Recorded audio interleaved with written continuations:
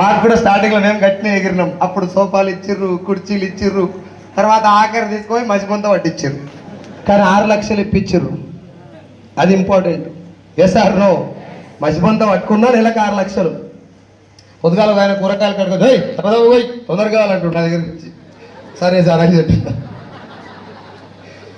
వండింది కూడా మనోళ్ళే. ఏదో రాయేసిన చుట్టుకారం వేస్తారు, తిప్పేది మనోళ్ళే, పొయ్యిల కట్ట పెట్టేది మనోళ్ళే, నీళ్ళు పెట్టేది వాళ్ళు. ఎందుకు చేస్తారు ఈ వన్ డే ట్రైనింగ్ అంటే మీకు ఒక గంట సేపు బిజినెస్ ప్లాన్ చెప్పి ఎలగొట్టవచ్చు. కానీ మీటింగ్కి వచ్చిన వాళ్ళ కొంతమంది అన్నం తినడానికే వస్తారు, కొంతమందికి వేరే వాళ్ళు టికెట్ పెడితే వీళ్ళు చేసే, కొంతమంది సాయంత్రం ఇప్పటిదాకా కూర్చున్నారు. ఈ లాస్ట్ దాకా ఎవరు ఉంటారో తెలుసుకోవాలి. ఆ టైప్లో ఉంటుంది. నా కోరిక, మా ఇంటెన్షన్ ఏంటంటే నీ మూతి మీకల్లో సంపాదించైనా పర్లేదు, నీకు 1 లక్ష రూపాయలు ఇప్పించాలి. వీళ్ళందరినీ అడిగిలోకి వచ్చిన వాళ్ళందరూ నా ఇంటి ఆడపడుచు లేక ట్రీట్ చేస్తాను. నేను పర్సనల్, ఇది ప్రొఫెషనల్. నా ఇంటెన్షన్ ఏంటి అంటే మీరు ఎవరు ధనవంతులు కాదు, అలా కాదు. ఆయన దగ్గర ఎట్టుందా చెయ్యి, ఎట్టుందా మీ ఆయన దగ్గర చెయ్యి ఎట్లు, నీళ్ళు దొరకలేదు, దానికి ఎగరవచ్చు.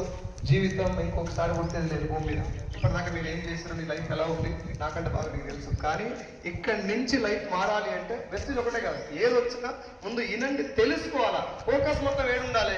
ఇన్ని పైసలు వస్తున్నాయంటే వీళ్ళు ఏం చేస్తున్నారు, ఇంత సిస్టమేటిక్గా వీళ్ళు ఎట్లా కూర్చున్నారు, కింద ఎట్లా కూర్చున్నారు పాడైతారు వీళ్ళు. నాకు కుర్చీలో కూర్చుకోవడానికి ఓపిక లేదు, కింద కూర్చునేంత ఓపిక ఎట్లా వచ్చింది వీళ్ళకు, బయట ఎట్లా కూడా కాలేదు తప్ప ఎట్లా నిలబడుతుంది అది అర్థం చేసుకోవాలి. తెలియకలను అదే ఆలోచిస్తారు. చాలా మందికి